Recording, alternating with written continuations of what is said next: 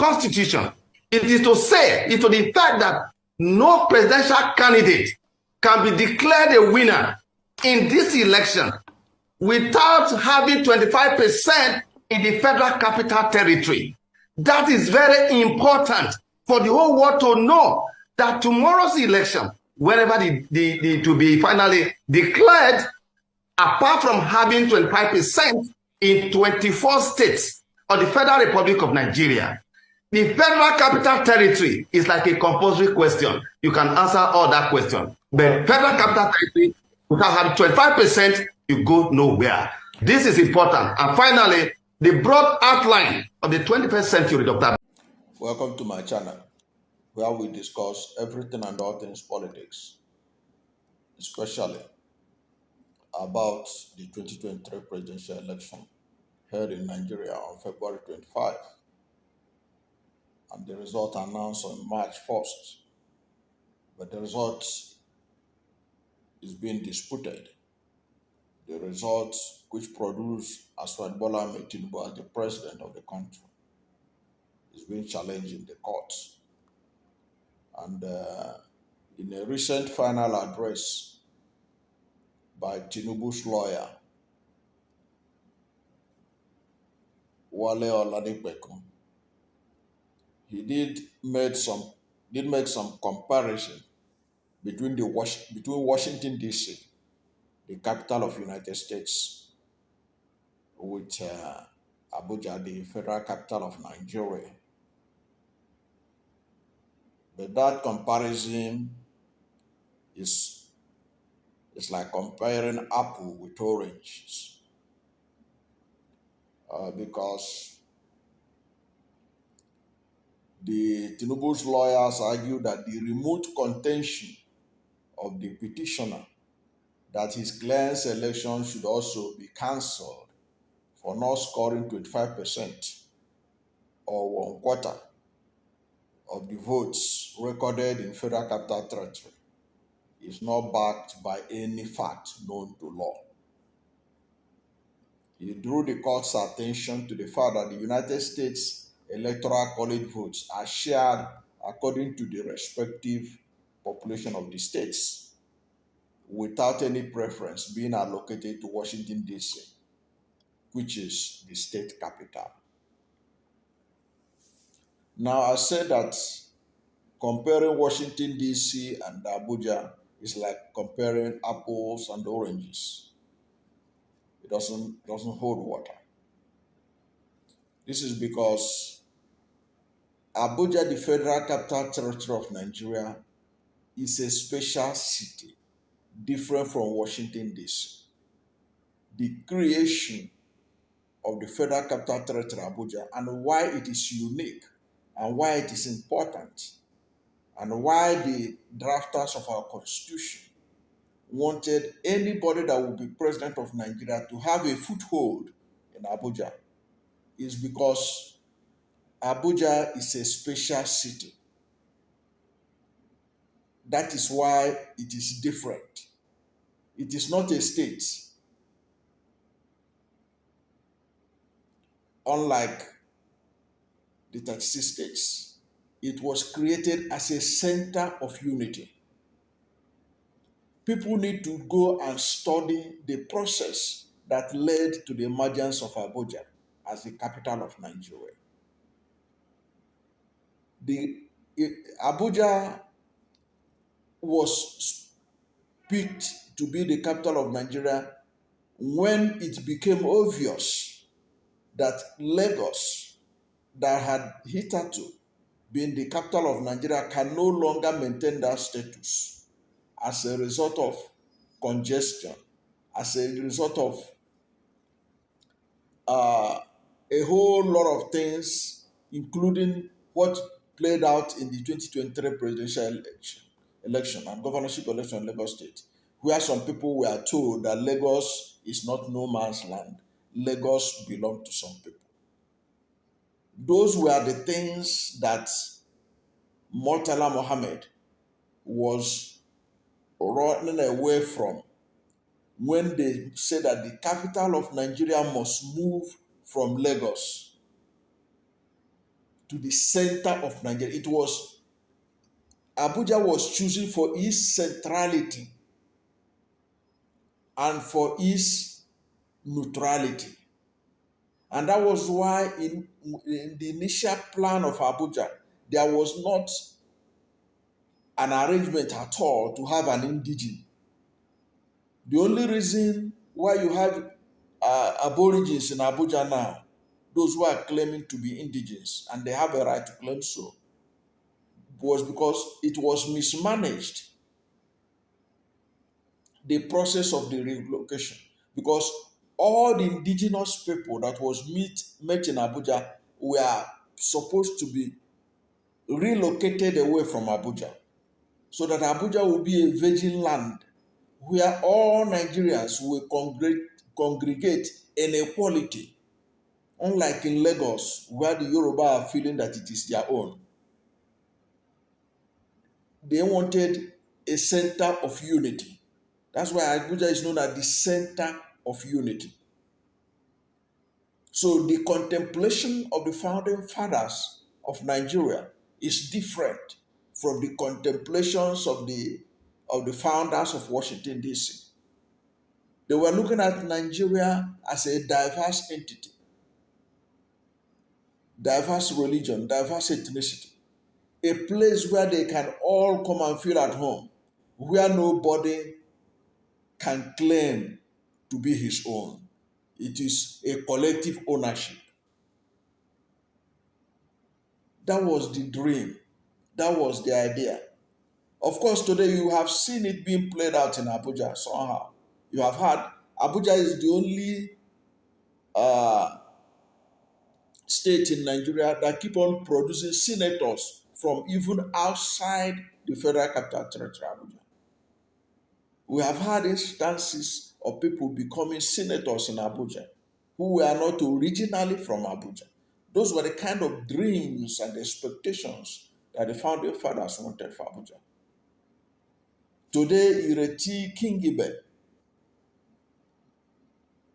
she is not originally an indigenous of the Federal Capital Territory, Abuja, but she is a senator. She is not alone.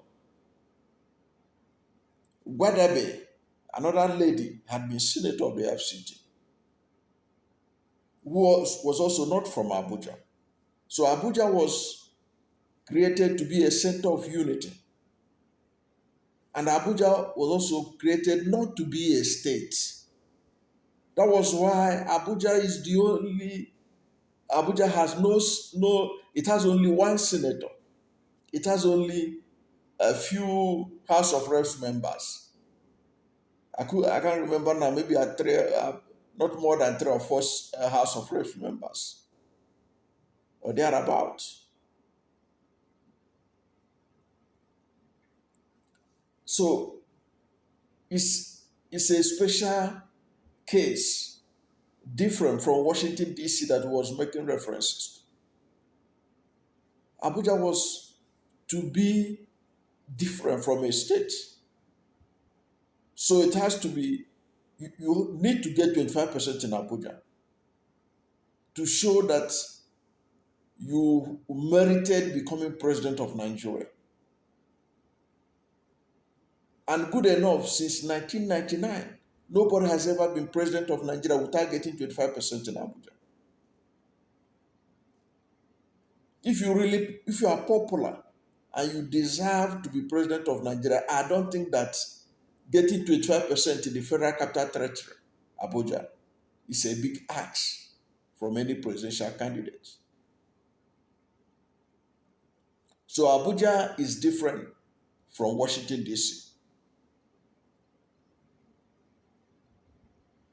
Abuja has a minister, but in Washington you are talking about a mayor, you're talking about Washington State and all that. You can't compare them because the founders have different objectives. Founders of Washington DC and the founders of Abuja, the Federal Capital Territory of Nigeria.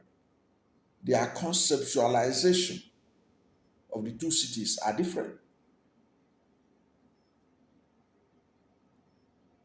In Abuja, the Federal Capital Territory, Abuja, in the Abuja, the Federal Capital Territory, you see it is House of Representatives, no, is the National Assembly that makes law for Abuja. It's the National Assembly that passes the budget of Abuja, unlike the states where the state houses of assembly pass their budget.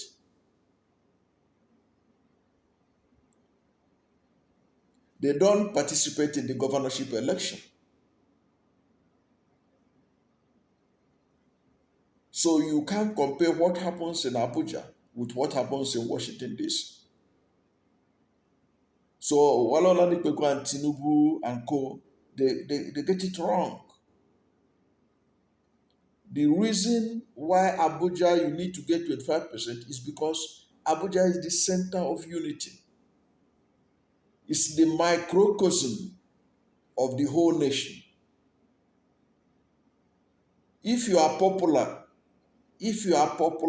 in all the 36 states, there is no way you cannot be able to get 25%. Because I have heard people say, does it mean if somebody win on the whole of the 36 states and he loses in Abuja, therefore he can't be president?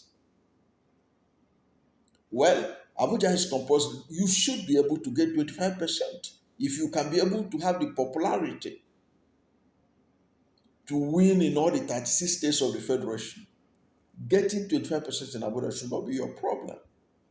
It should be like a breeze you can walk over and get it. So that's requirement of getting 25% in Abuja. I think the founding fathers know what they were doing when they made it so that you get at least 25% in the Federal Capital Territory, Abuja. Because come to think of it, the president of Nigeria is the governor of Abuja, so to say. He is the person in charge of Abuja. So when you have been elected the president of Nigeria, Abuja people are also electing you as their overlord, as their own governor. Even if it was not stated as governor, but it is the president that presides over the affairs of Abuja. The minister of the Federal Capital Territory, Abuja, is working at the behest of the President of the Federal Republic of Nigeria. When you see the minister sign C of O for lands in Abuja, he's not signing it on his own capacity as a minister. He's signing it on behalf of the President of the Federal Republic of Nigeria.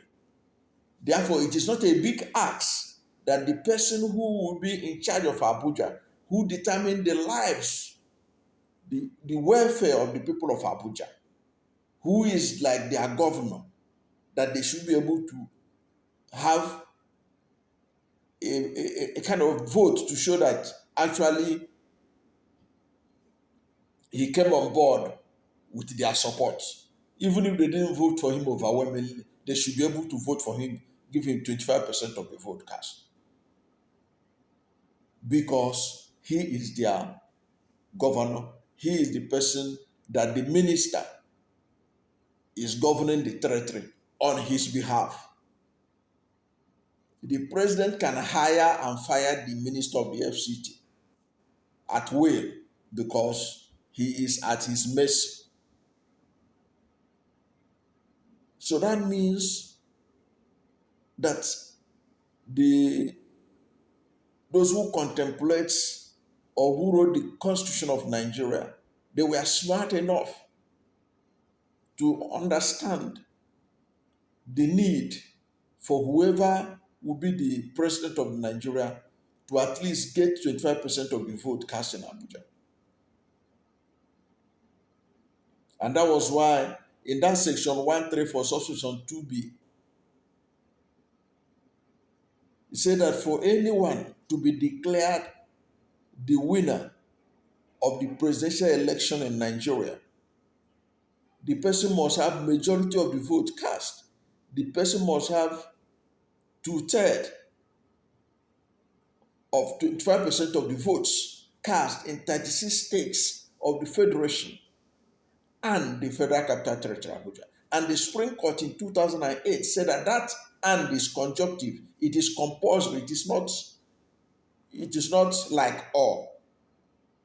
It is similar to telling you that if you want to study business administration, you must get credit in maths and English. Even if you have credit in all the other subjects and you didn't get credit in maths and English, you can't go and study business. Those are facts. JAMB is not going to say that they will allow you to go and study business because you were able to get A1 in all the other subjects, but you could not get maths and English credit. And I do remember vividly in several videos, I have shared it here, where Chief Mike Ngini, former resident electoral commissioner of INEC in Akwa Ibom State, on February 24, a day before the election, on February 25, he was on Arise Television. I have shared that video severally to remind people that INEC was mischievous in announcing Tinubu the winner when they know vividly he didn't have 25%. Because Mike Ngini, a former resident electoral commissioner who resigned just a few months before the election, was serving a note of warning that this election that will take place tomorrow, that's February 25, whoever will be declared the winner of the election must get 25% of the vote cast in the Federal Capital Territory, Abuja. That if the person must get must get 25% in two-thirds of the states, 36 states of the Federation, and the Federal Capital Territory, Abuja. He said that 25% in the Federal Capital Territory, Abuja, is a compulsory question that must be answered. INEC chairman, Professor Mahmoud Yakubu, should know this. So there should be no escape for Tinubu in this matter. Because INEC resident electoral commissioner Mike Ngini was sounding a note of warning. So if Mike Ngini is aware of this, that you must get 25% in Abuja, and he was sounding a note of warning that nobody should be declared the president without winning 25%, how manage Professor Mahmoud Yakubu is not aware of this? He must be aware of it. If Mike Ngini, a resident electoral commissioner, is aware of it, how much more the chairman? It is assumed that Mahmoud Yakubu is aware of this, he deliberately ignored it. And if Mahmoud Yakubu is aware of it, Wole Onalipeku should also be aware of this. The lawyer of Tinubu should be aware of it, that 25% is compulsory. But they are all dancing around it, trying to be technical about it. So, Wole Onalipeku is wrong to compare Washington DC with Abuja. Abuja is different. Abuja already, the founders of Abuja had laid a mark on what it should be, and they made it to be different from a state. And even those who are saying, quoting the sections that are talking about that Abuja should be treated as if it were a state. To be treated as if it were a state doesn't mean that it's a state. They must understand that. And I keep giving this example. If a man meets a homeless child on the road, on the street, and brought this child home and hand the child over to his wife and say, look, my wife, come here. I brought this child from the street. The child say he can't, his parents are dead, he's left on the street wandering. I want to give him a home. I want all of you here in this family. He gathered his children and said, I want every one of you here in this family. He is talking to his children. Say, all of you here, this young boy that I brought home, I want all of you here to treat him like my children, like one of you. I want my wife, I want you to treat him, this child, as if he were your child. I want you to treat this child as you would treat my own biological children. Does that mean that that child is your child? No, it's not your child. But you have said that they should treat that child the way they will treat your own children. So that is similar to saying that they should treat Abuja as if it were a state, but it was not a state. And the child that was brought home from outside, you say, treat this child as if it were your child.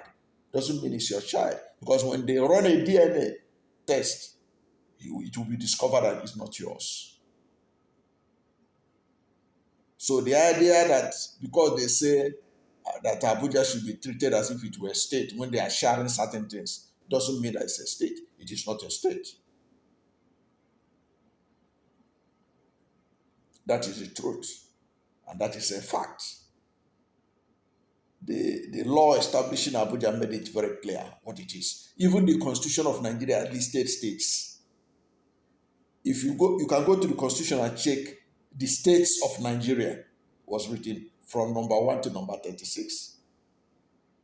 The local governments in Nigeria was written in the Constitution.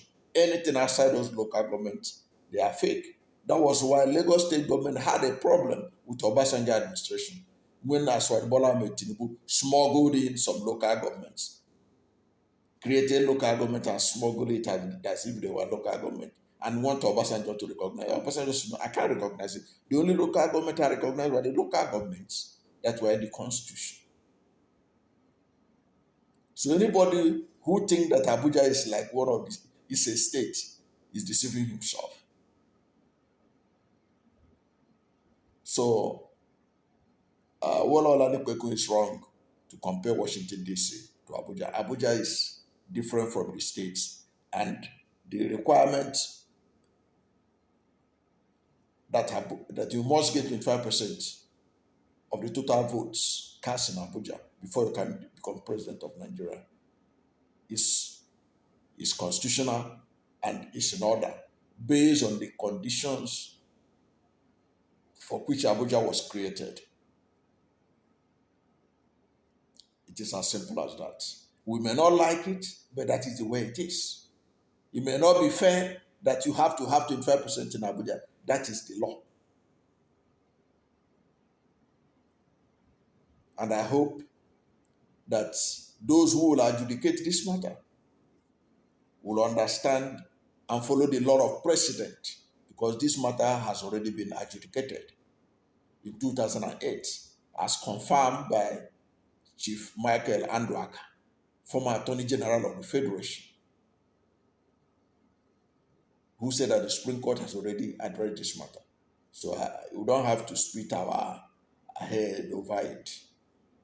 Thank you for watching this video. And if you are new to my channel and you have not yet subscribed to my channel, please subscribe to my channel. Hit the subscription button, hit the notification bell.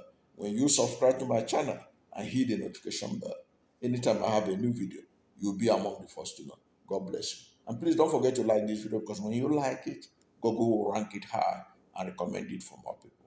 God bless you and yours.